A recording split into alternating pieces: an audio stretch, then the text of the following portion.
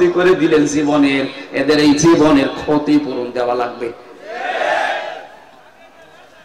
আমি আশা করছি আমার কথার ইঙ্গিতে আপনি বুঝেছেন যে কি ক্ষমা কি করে চাওয়া লাগে। অপরাধ করেছেন একজনের কাছে আর মাফ চাচ্ছেন আপনি আর একজনের কাছে। এক ওসি পেয়েছিলাম জেলখানায়, আমার বলছে হুজুর দেখেন তো আমার তওবাটা কেমন করে হয়ে গেল। কি সেই যে নির্বাচন কেন আমি বাইরে ছিলাম, আমার যে কনস্টেবল আছে, আমার যে এসআই আছে, এসআই আছে, দারোগা আছে, যা এদেরকে নিয়ে আমি আল্লাহর রাস্তায় ভোট কাটা আরম্ভ করলাম। রাত 12টার পর থেকে কোরআন শরীফ আমার সামনে এইভাবে বলছি, আমি ফাঁসির কন্ডেম সেলের ভেতরে আছি, উনি আমার সাথে দেখা করতে এই তাওবা শোনাচ্ছে যে আমি তাওবা করেছি, আমারটা কি হয়েছে। রাত 12:30টার পর থেকে আমরা আরম্ভ করলাম ফজরের আগ পর্যন্ত আল্লাহর নামে ভোট কাটতে কাটতে ফজরের আজান দিয়ে দিল, সব কমপ্লিট করে বাক্স জায়গা মতো পাঠিয়ে দিলাম। এবার গোসল করলাম, ওযু করলাম, 2 রাকাত নফল নামাজ পড়ে বললাম আস্তাগফিরুল্লাহ। হুজুর আমার এই তাওবা হয়েছে না।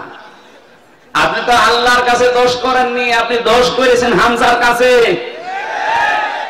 এ মানুষটাকে এমপি বানাতে 3.5 লাখ থেকে 4 লাখ হামজার রায় লাগে, কথা বলছেন।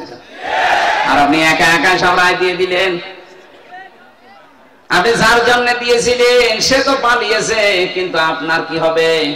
সবচেয়ে ভয়ঙ্কর কথা হচ্ছে আপনার এই 15.5 বছরের ভেতরে যারা ভোট দিতে পারে না এমন অনেক মানুষ মারা গেছে, তাদের কাছে আপনি মাফ চাবেন কি করে? এটা সবচেয়ে ভয়ঙ্কর কথা। বেশি আছে যারা বাড়িতে বাড়িতে গিয়ে বললেন যে আপনার ভোট আমি দিয়েছিলাম, আপনি কিছু মনে করেন না, অন্তত এক একটা ভোট দিতে পারেননি, 10,000 করে টাকা দেবো, তাও তো সে মাফ করে দিতে পারে। কিন্তু যারা মরিয়ে গেল কবরে আছে তাদের কাছে আপনি মাফ চাবেন কি করে বলেন? এইটা বিশাল ক্ষতি করে ফেললেন, এই ক্ষতিপূরণ আপনি কিভাবে তুলবেন বলেন তো? এরকম ক্ষতি দেশে অনেকের হয়নি।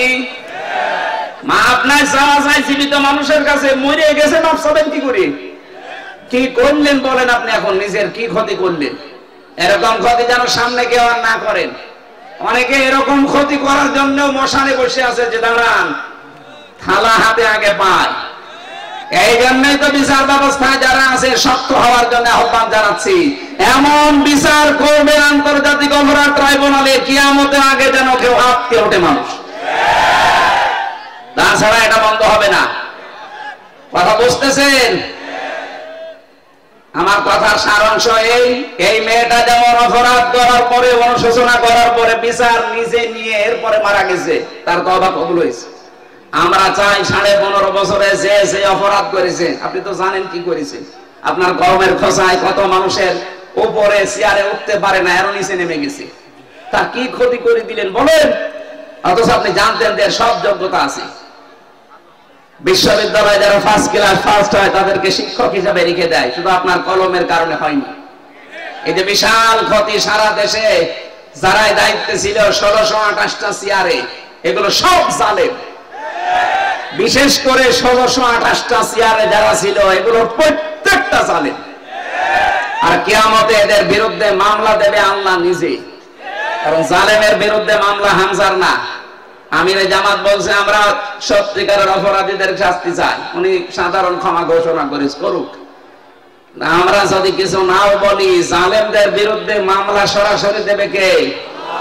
ইন্নামাস সাবিলু আলাল্লাযিনা ইয়াজলিমুনা নাস, সূরা শূরা 42 নম্বর আয়াত। আল্লাহ বলেন আমি নিজে জালেমদের বিরুদ্ধে মামলা দেব। টের পাচ্ছেন? যিনি বিচারপতি তিনি মামলার বাদী। এইজন্য আপনার জন্য আফসোস করা ছাড়া আমাদের আর কিছু করার নেই। আপনার জন্য ক্ষমা চাইলেও ক্ষমা হবে না, কারণ জালেমদেরকে আল্লাহ হেদায়েত দিচ্ছে না, দেবেও না। আল্লাহু লা ইয়াহদিল কওমাজ জালিমিন। ইয়াহদি এটা মুজারি, বর্তমান ভবিষ্যৎ, প্রেজেন্ট ফিউচার। এইজন্য জালেমদের জন্য আফসোস, সামনে যেন কেউ আবার জালেম না হয়ে যায়। কথা বলে না কেন? আমরা দেখতে পাচ্ছি বাংলাদেশে এখনো বুঝে হোক না বুঝে হোক, আবেগে হোক আর যেভাবে হোক, অনেকেই জালেম হওয়ার জন্য চেষ্টায় আছে। না, আপনি জালেম হবেন না, মাজলুম হন।